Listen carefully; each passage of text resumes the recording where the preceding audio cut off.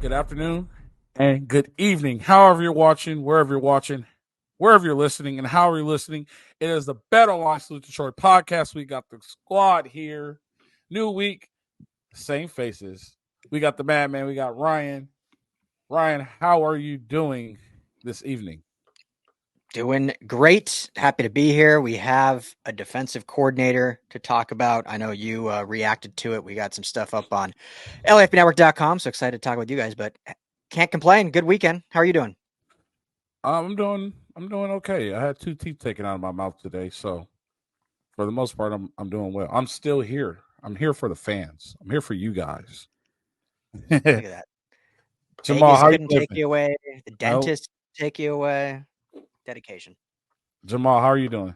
Doing well, Fred. Great to see you. It seems like it's the highs and lows with you the last couple of shows. I mean, last show, with the suit in Vegas. I mean, you were just on the cover of GQ. Now you got some teeth pulled out. I mean, Fred, I'm just wishing you like a normal Wednesday. Like let's just get back to homeostasis. The teeth coming out was my choice. It was either braces or implant. So I was just like, let's just go with an implant. And so this is the first part of it. So it was my choice. So it's all right. I got the ibuprofen. It's gone for 6 hours. I'm good. I'm good enough to do the show. Nothing's going to stop me from doing the show. You fight on, right? There we go. Fight on. They fought on like Trojans. There you go. So we got a new defensive coordinator, Lynn. So just to give you guys a little recap, Thursday night. Was it Thursday night? Or was it Friday night? Friday, yeah. Friday night. When we got the news, and it broke. Brian kind of got it kind of early. He got it really early, believe it or not, before everybody else. He did the right thing as a proper person should do. He waited for it to be official. Then when it became official, he sent it to us again. And I was like, I'm setting up. Let's go live. Let's do it right now. and Jamal was like, well, wait, hold on. And then Ryan was like, I'm writing the story. And that's how I ended up doing it by myself. Like, we got to break this. We have to be the ones to break this. So we broke it. The excitement behind it was great. Then, come to think about it, I started thinking. Uh-oh. There were some rumors going around about the reason why Jim Leonard didn't come is because he wasn't able to get full responsibility of his staff. So I wonder if that's true with Lynn. If that is true with him, it's not going to be. I think it's going to be all for naught. But that's the only negative I have. I threw it out there. Let's get rid of it. The positive is that he took UCLA's defense from zero to hero, right? He's now at a school with more resources in football, and he has another opportunity to take a defense from zero to hero. If I'm not mistaken, Jamal, because you watch more UCLA football than I do.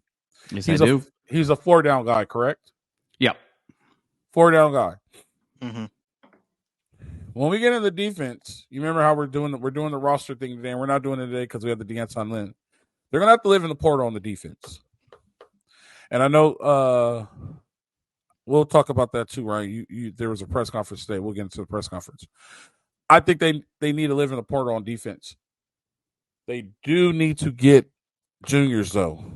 I don't think they need to get rental players. I think they need to get juniors.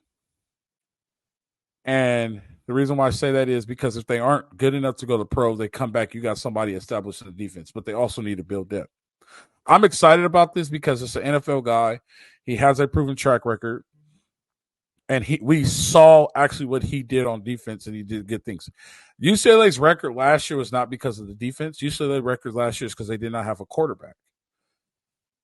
SC has the opportunity. They either have 2 good quarterbacks waiting in the farm system, or they could go to the portal and get a guy and get a really good quarterback.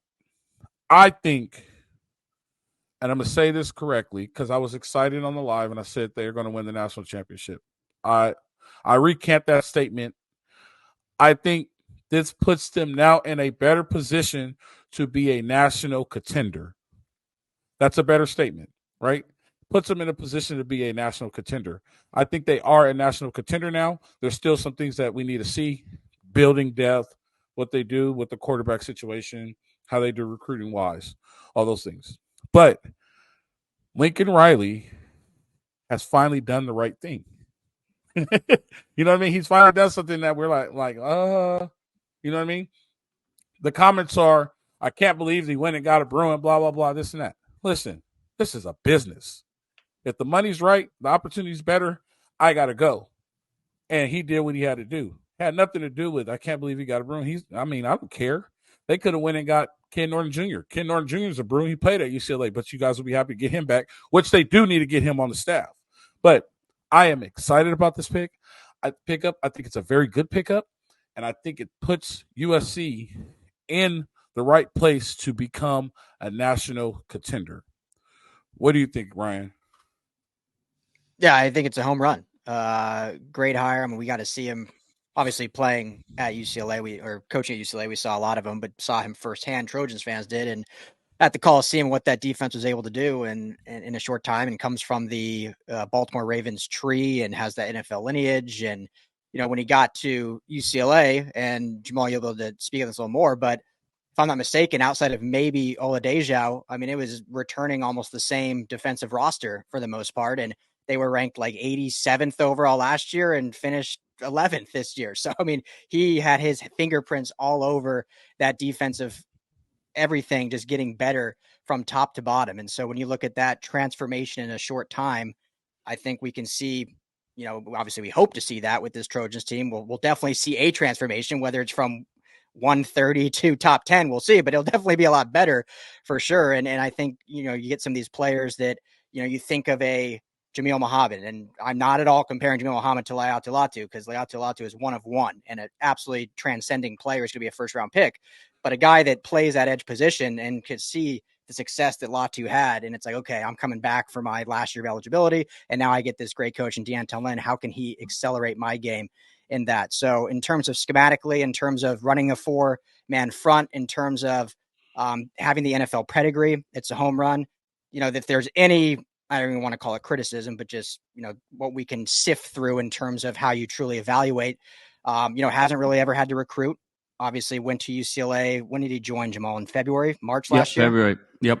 So wasn't really on the recruiting trail. We've already seen him since being with USC with Lincoln Riley on the recruiting trail. He was in that photograph and, kids in kids' living rooms already. So it's good that, he's taking him on those trips and getting him acclimated, but that will be something new, obviously, which is why we'll see how the staff is built defensively throughout this time. The other one is, how long is he going to stay? I mean, he was already a hot name after this season, and there were reports that USC wasn't the only ones that called him about him moving on, whether it was for other DC jobs or head coaching. So how long will he be at SC? Obviously, you don't make a hire for that reason, but I mean, that's a very real thing that it could be a quick thing if he turns his defensive round. So I love it. I think it's a home run. We'll see how the staff finalizes out, but in terms of just the true hire, I think it was a slam dunk. We talked beforehand, we thought it was a great pick.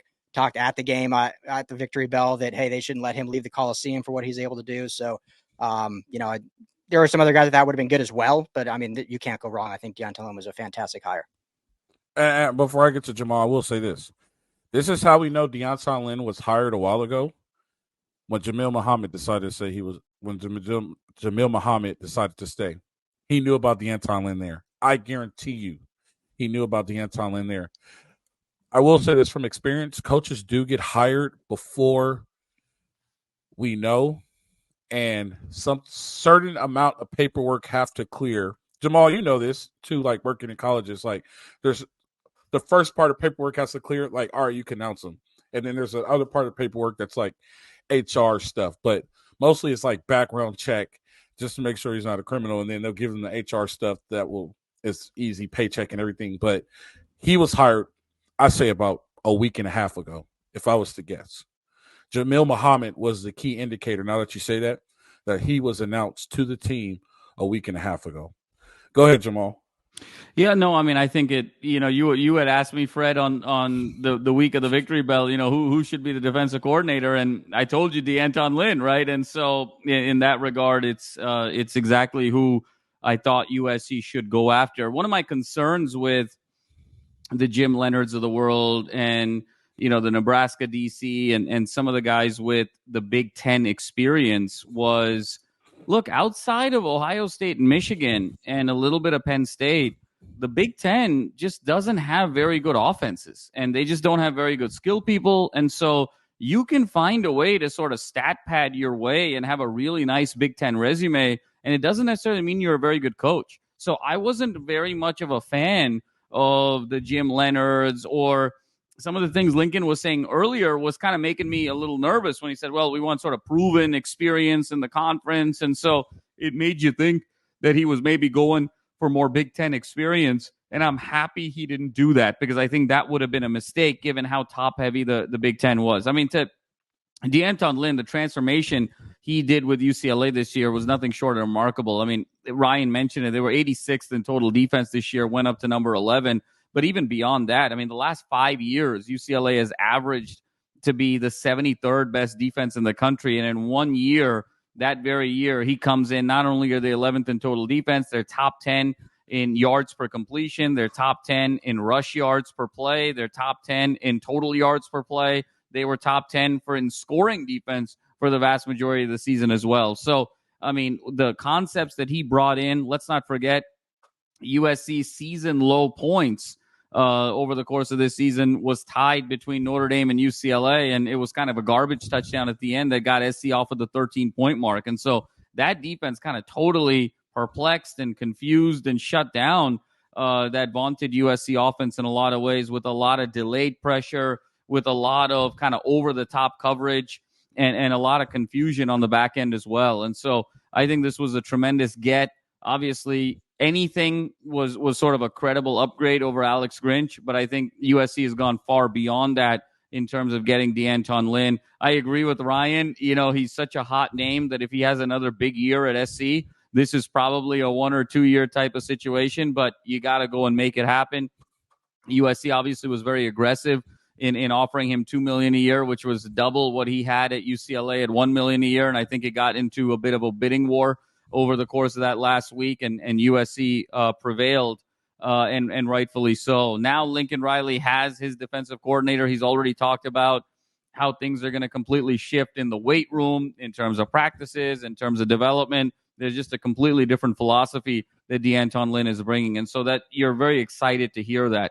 I think the one sort of caveat here is, moving forward, they really need to recruit aggressively and in the transfer portal this year, because when you look at the front seven of USC and you look at the front seven of UCLA, UCLA was a far superior front seven. When you talk about Leatu Latu, when you talk about Gabriel and Grayson Murphy, when you talk about Jay Toya, when you talk about Keanu Williams, when you talk about Carl Jones Jr., there were a lot of playmakers on that UCLA front, and they just needed to be put in the right situation. When I look at USC's front, Solomon Byrd is out of eligibility. I really like Jamil Muhammad. But if you look at Jamil Muhammad's season last year, 6 sacks, all 6 sacks came in the first 6 games of the season when the schedule was light. That back 6, he had 0 sacks, very few tackles for loss. When the competition was elevated, Jamil Muhammad really struggled, and as was the case with a lot of other players. So I think the question is going to be, going into next year, at least with fans in Los Angeles,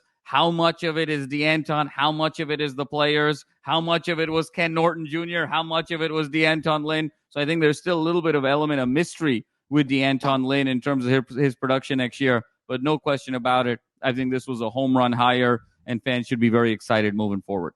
I wouldn't say, both of you guys have said home run. I want to say home run. I would say it's a great hit right now. The ball's still in the air. Let's go with that one.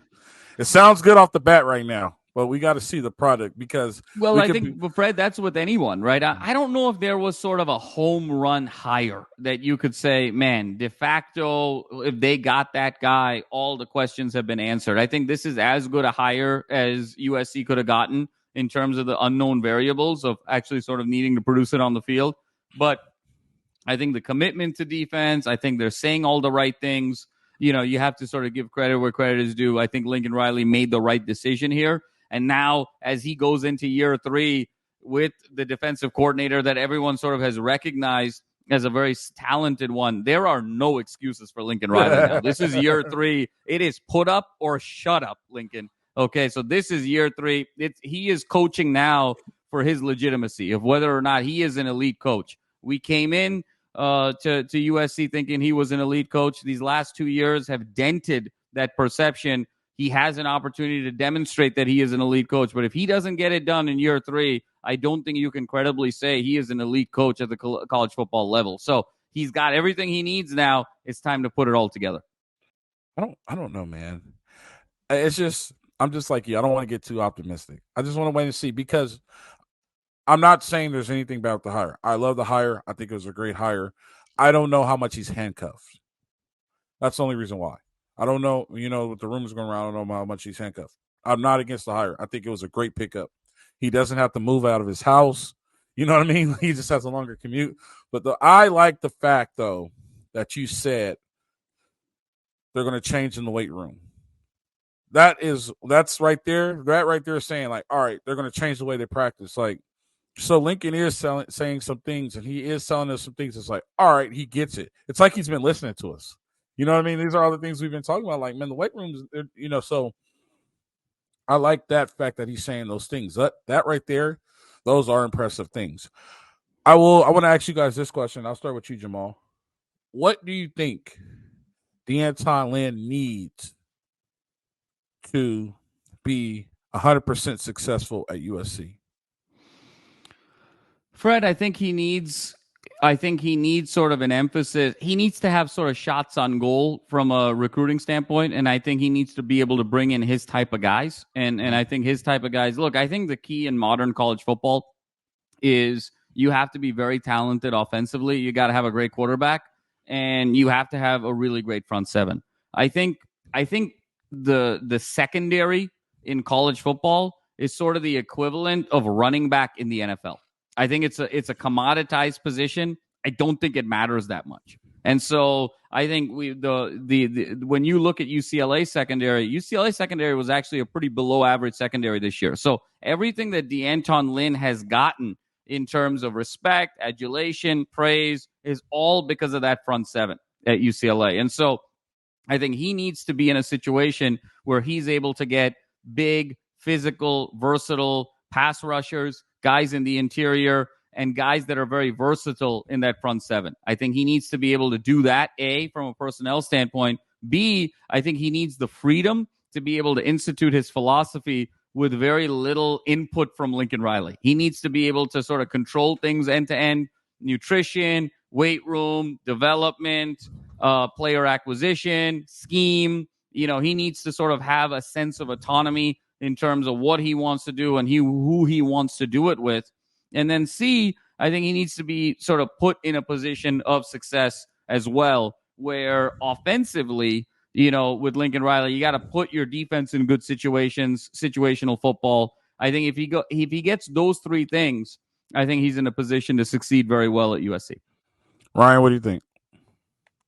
Yeah, I mean, we just need, I think, some players in here to see how this is going to work and how quickly they can turn it around. I mean, the transfer portal right now, there's some big names, and they're going to have to hit some of those on this defensive side. And they've put a lot of offers in on recruits now to try to flip some guys. And we're going to see. I think we're going to see some. I'm hopeful see some really positive stuff here over the next month before December 20th. Just based on all the new offers are given to recruits. A bunch of offers are given to in the transfer portal already. We saw Joey Slackman they offered over the Penn defensive lineman, big body dude. Walter Nolan from Texas A&M is in the portal. He's been linked to USC. So, I mean, if you can just get those bodies like Jamal was saying, and as Lincoln Riley said today in his press conference, like they're going to put all resources and do whatever it takes to make this defense great, which I think is good to hear. And he said, which I liked, doesn't matter who's on this staff right now. They want the best defensive staff in football. Doesn't matter if they're here now or outside. And so giving Anthony Lynn the keys to the car, giving him all the resources that USC has to offer, and making sure they get the players in this system that can turn things around quickly, which was another point of emphasis. He says, we want to turn this around as fast as possible. So I think it's just, giving him whatever he wants. Say, what do you want? What do you need? And let's go make it happen. There's your Stone Brewery Cultures Report, brought to you by Stone Brewery. Pick it up at retailers today. There it is. Hey, so, and I'm going to backtrack a little bit, and don't kill me for this. I think this year they need to be heavy in the transfer portal. And the reason why they need to be heavy is that they need to go get some depth on the defense. And remember the Oregon show with my brother, and I was telling him, like, if Bear gets hurt, there is nobody else to play, right? And the Cal game was a perfect example of Bear being out the first half. Like, there was a difference between Bear being in and Bear not being in. I'm not saying Bear is the end all be all, but I'm just using that as depth wise. There needs to be a situation where if Bear, and we're just using Bear as an example because he's the starting D lineman, he was the name of the defense. If Bear gets hurt, the next guy that comes in needs to be just as good as Bear. He needs to be a tick like less than Bear, but there shouldn't be any difference. The only way you could do that now is to go get experienced guys. So I will say this, on defense, they need to live in the transfer portal. I'm not saying go get rental players, go get juniors, go get even sophomores that are good or not far off, right? They need to live in the transfer portal. This year should be a 50-50 year, right? This is year 3. According to mine, it's 80-20, 60-40, 50-50. They should be at 50-50, 50% transfer portal, 50% high school, and next year it should flip, and they should be 60% high school, 40% transfer. Following year, they should be 80-20, and then they should be plugging in transfer portal guys. They messed it up so bad that they have to go live in the portal this year on defense. It is what it is. They have to build depth. And the fastest way to build depth right now is in the portal. If this was back when I played, you just have to go build it off of recruiting, and hopefully you get some JUCO transfers. I'm okay with that. It is what it is. I know it's not the culture. I know he's talking about it's not the culture, but also I understand the best situation possible for them to win. You know what I mean? And I feel like right now the best situation possible for them to win and for them to build depth on defense is in the transfer portal. So it is what it is. I know I sound like I'm talking against myself, but I'm like Al Davis. Just win, baby. So if that's how you get it done, that's how you need to get it done. Before we continue going, I want to let you guys know that BetOnline Salute to Troy is brought to you guys by BetOnline. BetOnline is where you go to get all your up-to-date lines, stats, and wages. BetOnline is the hottest place to go. NFL season is winding down. College basketball started up. Pro basketball started up. If you want to get all the action, go to betonline.ag, put in promo code BELIEVE, that's BLEAV, and we will give you a 50% match bonus. BetOnline, where the game starts. So moving on, it's the day. It's crazy. Coach, can I say one thing real quick about the Anton? I mean, I think it's Ryan said it best. I mean, I think I believe this is a home run. He's a great hire. If there's any criticism about DeAnton, it is one of two things. One is he was only a defensive coordinator in college for 1 year, and to Ryan's point, he didn't get a chance to recruit. He didn't really get a chance to kind of go end-to-end with things. That seems to be changing, given he's on the trail with Lincoln and doing all these great things. The only other blemish that you could make an argument of DeAnton Lynn's kind of credibility is UCLA did not play the best teams in the Pac-12 this year. They didn't play Oregon. They didn't play Washington. When they played Oregon State, they gave up 36. When they played Arizona, that line got moved around a little bit. So that's the only sort of blemish you could say. Now, I think in UCLA's case, a lot of that had to do with quarterback play, turnovers, interceptions, putting the defense in a bad spot. I think against Arizona, there seemed to be some internal locker room conflict that wasn't really necessarily sort of on the field scheme. So I don't believe that really has anything to do with DeAnton Lynn. But that's the only thing you can sort of point to in terms of his on-the-field performance, that, hey, we haven't really seen it against the best teams. And so is it there or is it not there? That would be the only question, because where USC needs to go in terms of their aspirations, when you look at next year, against LSU in the opener, when you look at the fact that they got to go at Michigan, when you look at the fact that now this is going to be a playoff of 12 teams, you got to win 4 elite games to win a national championship. Those are the teams that you're going to have to go through to ultimately get to where you want to go. So that would be the only question that I want to sort of bring up there. I don't think it's going to be an issue, because I think he's just done a tremendous job in 1 year. But that's the one blemish on Miss America right now. There's actually two. The fact that he spent the year at UCLA, but we won't go there. All right, so Thank you for that. Fred, who has the victory bell exactly this year? Who's got the victory bell? I know you love that. I know you love the victory bell. I'm just asking a question. Jamal, this is salute to Troy. I'm just asking the question.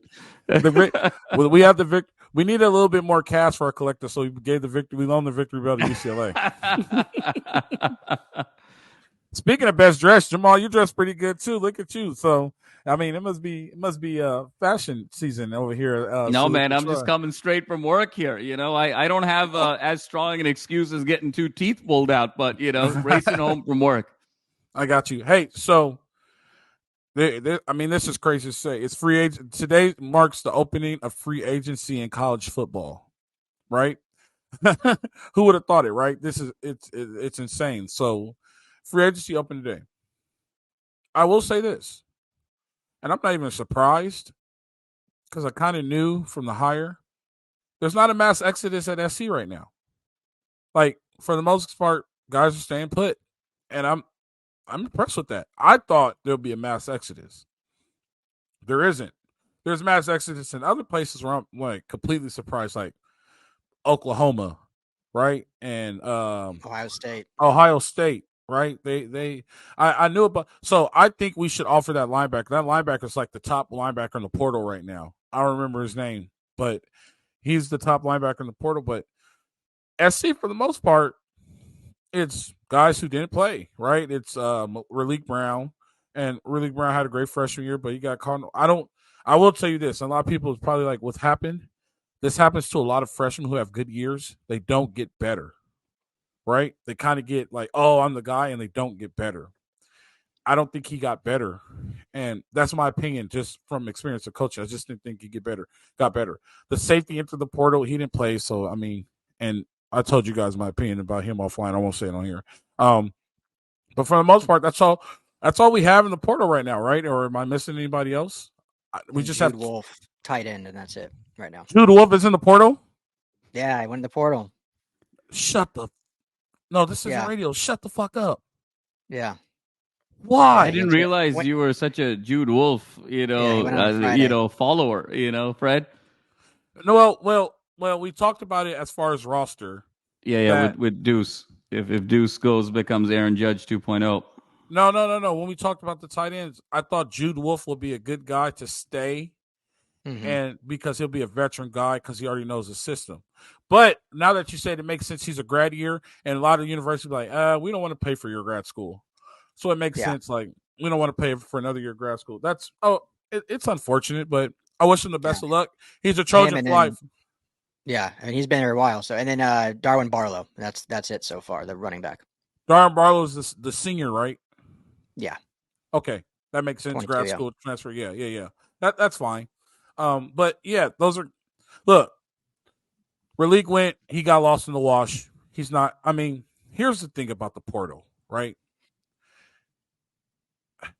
If you can't fill a hole in California, you're not going to be able to fill a hole in Miami. Right? Going in the portal is not going to change the player you are. Here's where I am for the portal. If you're a guy like Jude Wolf, you've been there for 4 years, you just didn't get that starting opportunity, you're going to give it a shot somewhere else. He's gave it a legit try. It's not working here. Let me go try somewhere else. You know what I mean? Darwin Barlow has a grad year, gave it a legit try. Let me go somewhere else. Those guys, if you get caught in the wash, you're in your junior season, like, man, I'm not going to play here. Let me try somewhere else. Give it a shot. Raleek Brown, I think he should have gave him one more year and one more try. He should have fought to try to get his spot back. Raleek Brown getting into the portal, to me, is him giving up. There are guys who give up and don't want to compete. There's 2 guys in the portal. The guys who are caught in the wash and want to give it a try somewhere else, and the guys who are afraid to compete. I'm afraid of the guys who are afraid to compete. Those guys are the guys that scare me.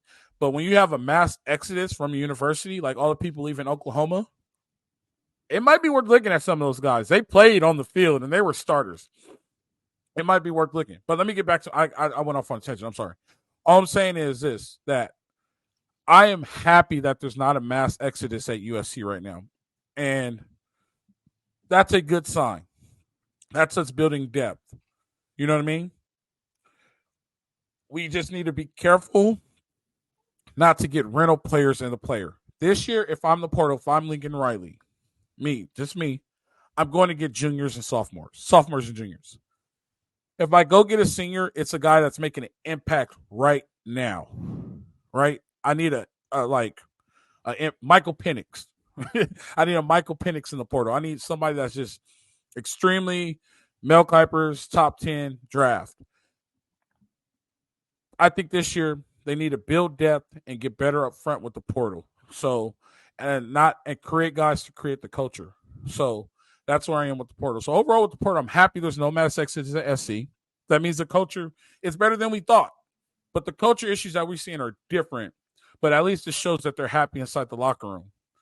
And I just hope that in the portal we make good decisions and not get rental players and get guys who want to be there and want to see the program succeed. I'll pass it to you, Jamal, about the portal. Yeah, no, I totally agree there, Fred. I mean, I think the mass exodus that we're seeing at places like Ohio State, for instance, that has a lot to do with Ryan Day exploring his NFL options. I think the moment players get a sense that a coach may be 1 foot out the door, that really will spook, obviously 18 to 22-year-olds, and rightfully so. I think what you're seeing out of Oklahoma, I don't know if it's an exodus, but I think it's one of those situations like Dylan Gabriel. I think he's being coached by Brent Venables, who's more of a defensive guy. I think he wants to kind of get into a situation where he can kind of showcase more of his skills. Looks like he's going to go to Oregon now. And so I think it's sort of different situations depending on the school. I am happy that there isn't a mass exodus at USC on the defensive side. But, Fred, the question is, who are they competing with? There's not enough good players on defense. They shouldn't be transferring because the best situation for them is at USC at the current state right now. I mean, who are these guys going to be competing with in terms of the front seven? So I think, yes, it's great. To me, what it signifies is that Lincoln Riley's not going anywhere next year. He's kind of assured the players that, and that there's stability and the coaching ranks, which comforts players to stay. But I think there's a lot of work to be done, to your point, in terms of the transfer portal, both defensively and offensively. I think there might actually need to be more work offensively, or just as much than there is defensively. When you talk about new quarterback, Marshawn, Lloyd going, your two top receivers going, there's still deep questions at the offensive line. There's a lot of recruiting that needs to take place on both sides of the ball. So Lincoln Riley's going to be a busy guy here these next couple of weeks, with DeAnton Lynn as well as without him on the offensive side of the ball. So this is going to be a really critical next month for the Trojans to figure out who they are and what is kind of a reasonable ceiling for them in 2024, because they got to get him improved on both sides of the trenches, and then figure out obviously who the signal caller is going to be, and then who's going to be kind of rounding out that front seven. Miller Moss. We'll find out. We'll get a look at Miller Moss. And don't you put that on us, Ricky Bobby. Marshawn Lloyd has not made any decision yet. He has. He's gone. He's going pro. Oh, he's going. Yeah. Why didn't you tell me this, Ryan? You didn't ask. He announced yesterday. Oh, that's so disappointing. Marshawn's gone. So no Marshawn Lloyd. Now Barlow gone. No Raleek Brown. So you got Joyner and Peterson, the two young kids. So you're going to need to go get somebody, at running back as well. I think you need to round out, I think the receivers, like we talked about, are enough right now. But if one goes, I think you need to do something there. And then obviously it's the Miller Moss experience here in San Diego, which I'm really excited about. I'm excited. I'm a Miller Moss fan. I think he's good enough. I am too. Yeah. Can't wait. Ryan, what do you think about the portal? Yeah, it's about the portal. And then, I wanted to mention something on Moss too. But, I mean, it's been wild. I think the thing that doesn't get talked about maybe enough yet is truly how, whether you want to call it important or whatever adjective you want to use, but how big NIL is in some of these kids deciding to change. Because rightfully so, we talk about like, are they, is it competing? Is it not enough playing time? But I think NIL has a huge factor in that as well. And even today, Riley was asked about recruiting and how much NIL, and he just said flat, like some kids really don't care, and some kids that's a huge factor for them. And we saw today that Texas A&M wide receiver basically come out. He's in the portal saying, "I was promised all these things. Everyone thinks I'm a millionaire, and I wasn't even getting any bread." And I think that's a lot. These NIL collectives and these programs are telling these 18-year-old kids, like, we're going to give you this, we're going to give you this. They don't get it after a year. These kids are pissed and they leave. It could have nothing to do with the coach, nothing to do with playing time. I mean, like you said, Coach, like some of these Oklahoma players were starters that were getting ample playing time. These were 5-star recruits at Ohio State. They were going to be next stars. I mean, their quarterback is leaving, who was just in the big game against Michigan. And so there's other factors, but I think NIL is a huge thing. And when these programs and NIL collectives overpromise and underdeliver, that's just another factor to this whole new free agency of college football. And so, aside from Ryan, coaching, it's such a great point that you made about that, because even when you hear guys like Matt Rule talking the last couple of weeks and other coaches discussing the open market of NIL, and they're talking about the Cam Wards, and they're talking about Uiagalelei, and they're talking about Dante Moore, and they're talking about Childs, and all of these guys, and essentially what they were saying is the going rate for a top 10 quarterback in the portal is $1 million, is between $1.5 and $2 million.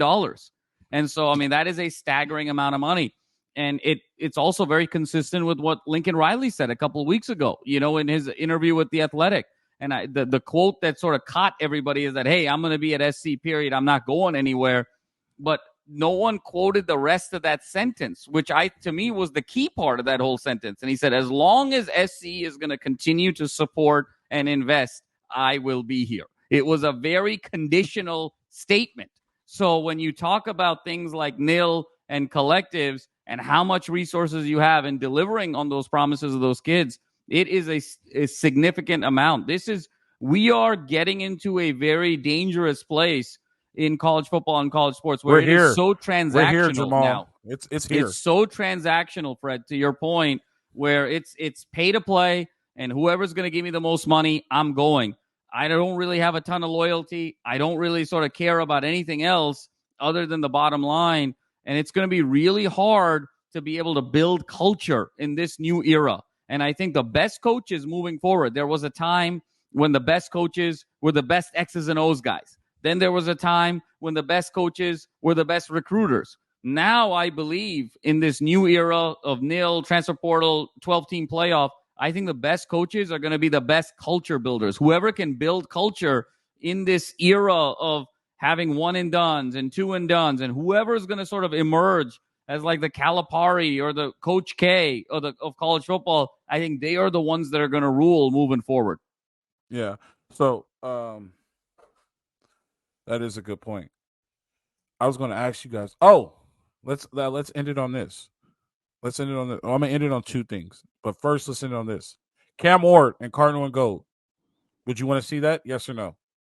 Yes. Go ahead, Ryan. Yeah? Jamal? Yeah, I mean, I think he fits Lincoln Riley's system the best of whoever is available. I'm not a big Howard guy of Kansas State. I think he's a little too big. I don't think he's sort of mobile enough against quick defenses. But when you look at kind of the history of Lincoln Riley's system with OU and the air raid, Kyler Murray and Caleb and Baker, Cam Ward is built very similarly and stylistically to those players. So I think he would be the best fit for Lincoln Riley moving forward next year. All right, and Coach, they will add one quarterback in the portal, depending who it is, but they will add one. But Miller Moss will have a fair shot at the starting job. So they love Miller Moss, but they'll add one, I think, for sure. I love Miller Moss too. He gets he gets an audition, and I hope he does very well. I'm rooting for Miller Moss. I hope he does very well. Here we go. Last question. One thing before you get the last question, because one thing I wanted to say about Miller Moss, just to pat him on the back, because I know we've talked about culture, and Candace always talks about like who wants to be a Trojan, and Miller Moss is like the true Trojan, right? Like grew up in Mission Hills, wanted to be a Trojan. There's pictures of him wearing the Cardinal and Gold jersey. He came here under a different coach, was third string behind Keaton Slovis and Jackson Dart. Jackson Dart transferred. Miller Moss stayed. Caleb Williams came. Miller Moss stayed. Like, he is a true Trojan. So I hope he has a real true fair shot, which it seems like he will. But if everyone out there is wanting someone that truly wants to be here, like, he's your guy.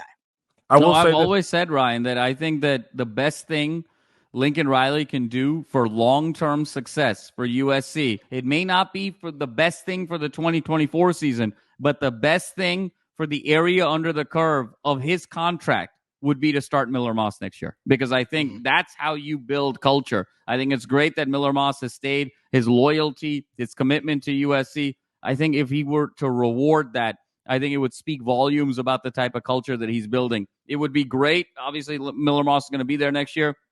But if he's just kind of sitting on the sideline again with a clipboard to the next transfer portal guy, the next one and done, I worry deeply about this one and done cycle, particularly at quarterback. I think it's going to be really hard to build culture. And I hope that Lincoln Riley is mindful about who he brings in here in terms of running his team. I will say this. Here's another thing, too. John David Booty wasn't Matt Leinart or Carson Palmer, but John David Booty won. And John David Booty has the most touchdowns in Rose Bowl history, right? With 8. You know what I mean? So he doesn't have to be a Heisman winner, but he just has to be good enough, you know what I mean, to get them over the hump. So I'm all for Miller Moss. So he doesn't have to win a Heisman, but just take care of the ball and be an efficient quarterback, and everything will take care of itself. Hey, let's go set some Holiday Bowl records. Let's go set some Holiday Bowl records. No. Let's go set Rose Bowl records. Come on, Ryan. I mean this month. Oh, yeah. Okay, I got you.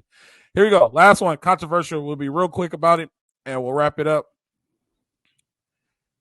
If you guys are on the committee, and that number 4 seed came, are you taking Florida State or Alabama? Let's start with you, Ryan. Florida State or Alabama? I'm taking Florida State. I know they're not the same team, but hey, you never know. Cardell Jones won the national championship as a third-string quarterback at Ohio State. I'm not saying that's where Florida State's offense is at, but their defense has still played really well. Why play the games if you don't reward them? I get it. The eye test, Alabama's maybe better, but Alabama, last thing I'll say, they played Chattanooga on November 18th. For me, that automatically disqualifies it. You play Chattanooga at the second to last game of the season, and then you barely beat Auburn, and Auburn lost to New Mexico State and all this. Like, and you struggle against USF? I'd put Florida State in. Jamal? They got it right. No question about it. And you got to explain it. Why. Yeah, absolutely. No, and here's why. I think if you're going for the 4 best teams, this is the 4 best teams in the country. If you're going for the 4 most deserving teams, that's a different conversation altogether. The one thing I'll say about the Florida State thing, I'm heartbroken for them. And I'm heartbroken for their team and their coach and Jordan Travis and all of their players.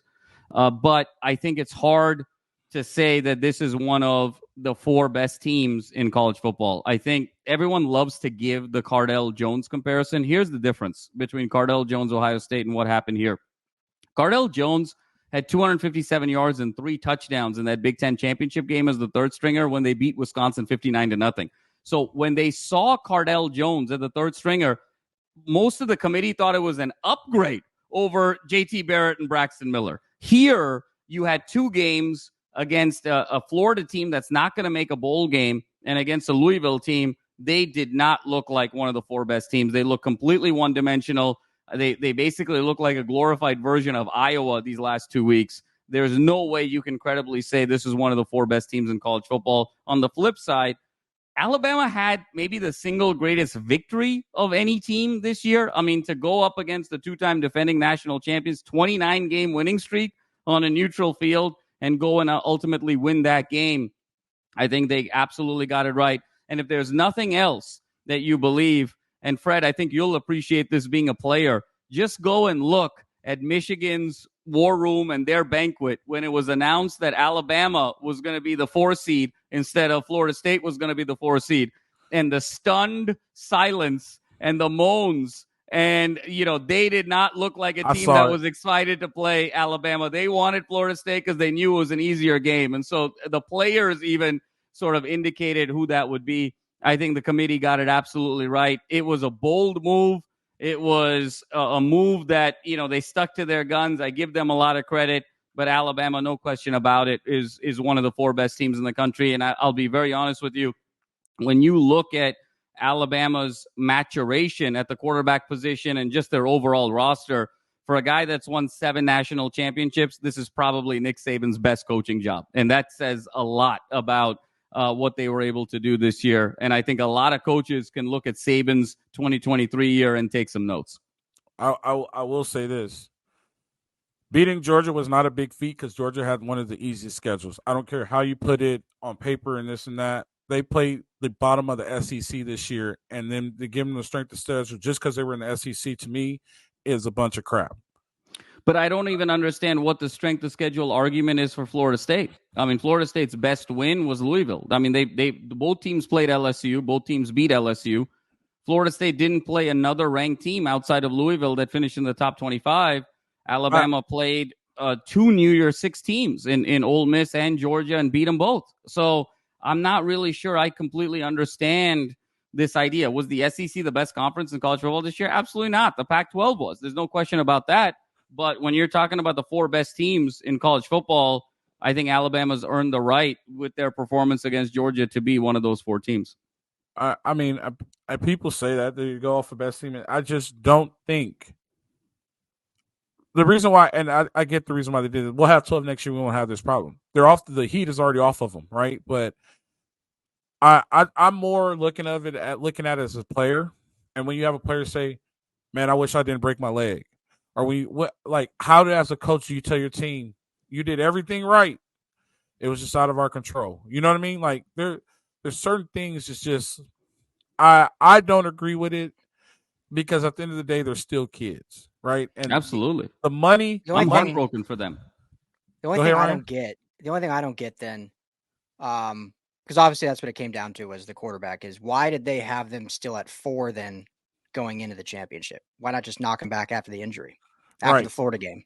Because the committee will never make the decision until they have to, right? I mean, that's just good governance, right? Why would you do it? Because if Louisville beats you, then you don't even have to make the decision in the first place. That's just called being smart, right? I mean, that's that's sort of corporate America 101. You're not going to make the decision unless you have to.